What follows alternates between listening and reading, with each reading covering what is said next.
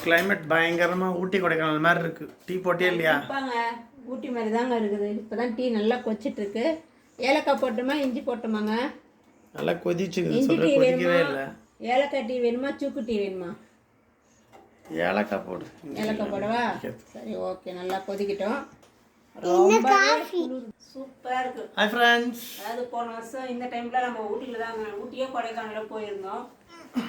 அந்த மாதிரி இப்போ ஃபீல் பண்ணுறோம். ஆமாம், 2 நாள் ஊருக்கு போயிட்டு ஜாலியாக இருந்தோம். தம்பிக்கு பயங்கர கோல்டு. எனக்கு என்ன சொல்றதுன்னு தெரியல. எனக்கு பாடி பயங்கரமா பெயினா இருக்கு.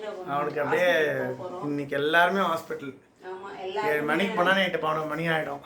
கண்டிப்பா கண்டிப்பா. எனக்கும் ஹாஸ்பிட்டல், இவங்க 2 பேருக்கு வேற ஹாஸ்பிட்டல், எனக்கு வேற ஹாஸ்பிட்டல். ஸ்கின்னுக்கு போகிறோம். இவனுக்கு ரொம்ப ஹெவி கோல்டு. எனக்கு ஃபுல் பாடி பெயினாக இருக்குது. லைக் ஃபீவர் வர மாதிரி. ஸோ அதனால் நம்ம உடனே போயிடுவோம் டாக்டர்கிட்ட நினச்சிட்டு இருக்கோம். நைட்டுக்கு ஒரு 7:30 மணிக்கு நமக்கு அப்பாயின்மெண்ட் இருக்குது. நம்ம கண்டிப்பாக போகிறோம். அது வரைக்கும் மழை வராமல் இருக்கணும். பனி இருந்தால் கூட சமாளிச்சிடலாம். மழை வராமல் இருக்கணும். காலிலேருந்து இப்படி தான் இருக்குது.